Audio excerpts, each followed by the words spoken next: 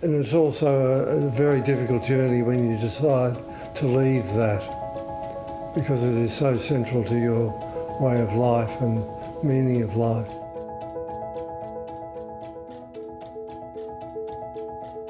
I was brought up in a very strict Catholic family. There were 6 kids and religion was central, all engrossing. And we just didn't realise the power it had over us as kids. Anyway, I was also an early school leaver. They took me out of school and I had to go to work to support the family. So I didn't have a career. So one thing led to another, and before I knew it, I'd enrolled in becoming a full-time monk, a Franciscan, the Friar Tuck Brigade. And so 6 years I spent with that.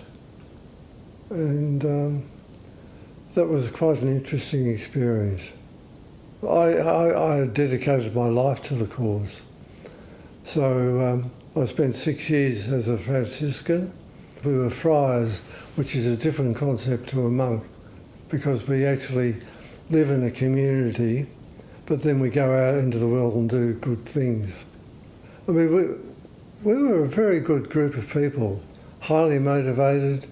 Some of them were very well educated, and I was looking forward to a good life, a very meaningful life.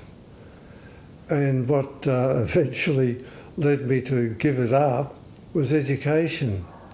I didn't have much of an education before I went in, and while I was in there I took advantage of some training and education, and the more I read, the less I believed.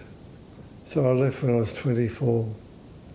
And it's also a very difficult journey when you decide to leave that, because it is so central to your way of life and meaning of life.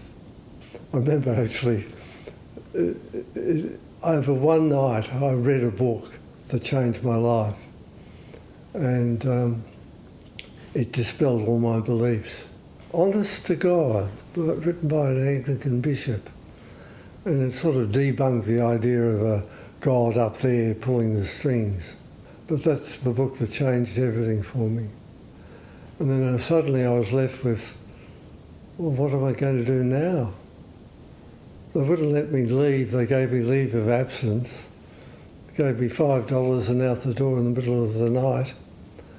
And then I came home. I had no education, no training, no job, nothing. So it was a very steep learning curve.